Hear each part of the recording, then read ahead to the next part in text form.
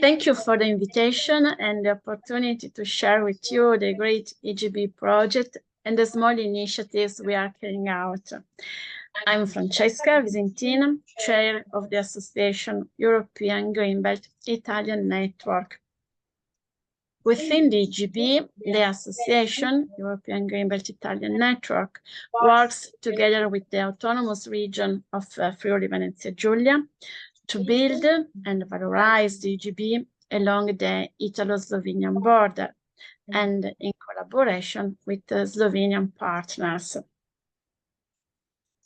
The iron curtain in Italy only affected the eastern border with the former Yugoslavia and now Slovenia. The border does not exceed 200 kilometers. I just want to give you a couple of historical facts about the border at the end of the World War II and the Iron Curtain. In 1947, and only after lengthy negotiations, was the border redrawn. Between the Soviet, British, and American proposals, a fourth line of mediation, the French one, was chosen. The line initially brutally divided cemeteries, families, affections, and also cows. In 1975, with the signing of the Treaty of Osimo between Italy and Yugoslavia, the borders were revised.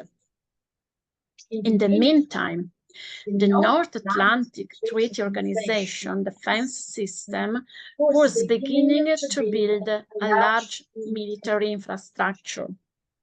The Friuli Venezia Giulia region was, after Sardinia, the Italian region most affected by the military presence on its territory, with military state property and military servitude derived from it.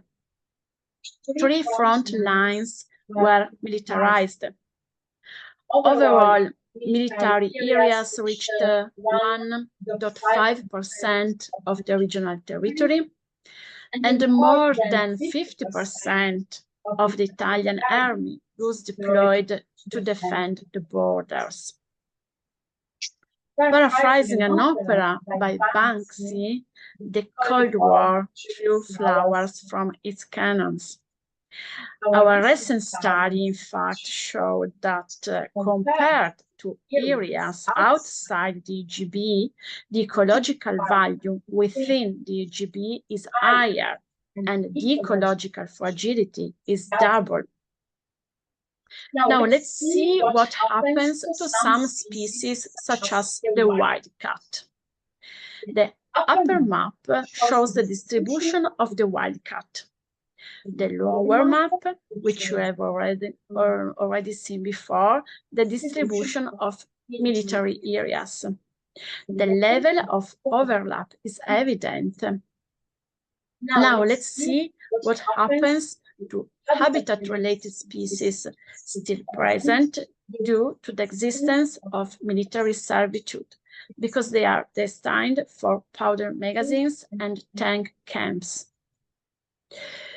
The presence and nesting of skylarks in our region is now reduced to natural meadows that have been preserved thanks to military servitudes.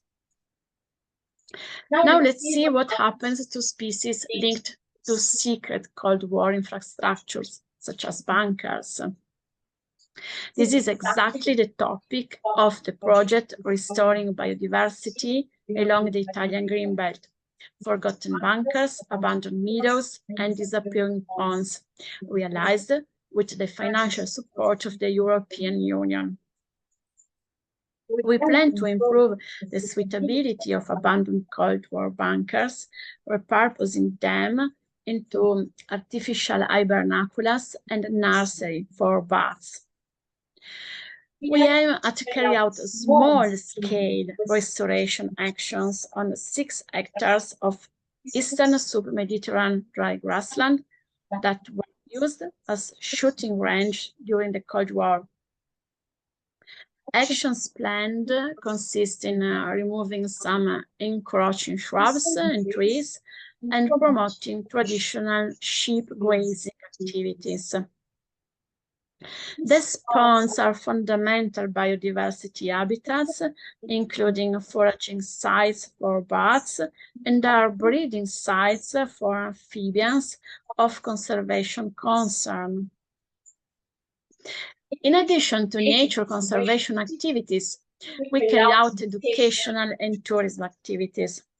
After conducting, for example, classroom activities with high school students, and together with the region's media libraries, we produced some short film. And together with middle school students, we produced strips on the bat project. And we held photo competitions and exhibitions throughout the region and in neighboring Slovenia in the Tricorn National Park. We organized walking and cycling tours, press tours, together with other organizations in the area. For example, parks and protected areas, cultural associations, local administrations. In 2021, for example, we organized a cross-border festival called Icarus Greenbelt Festival, together with other 50 partners.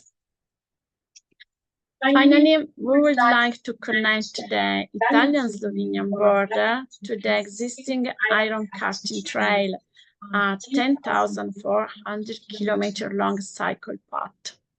The so-called Eurovelo 13 runs through 20 countries, including 14 EU member states.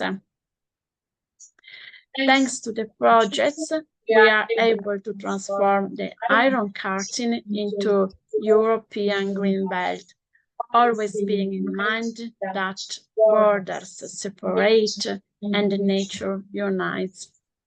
Thank you very much for your kind attention.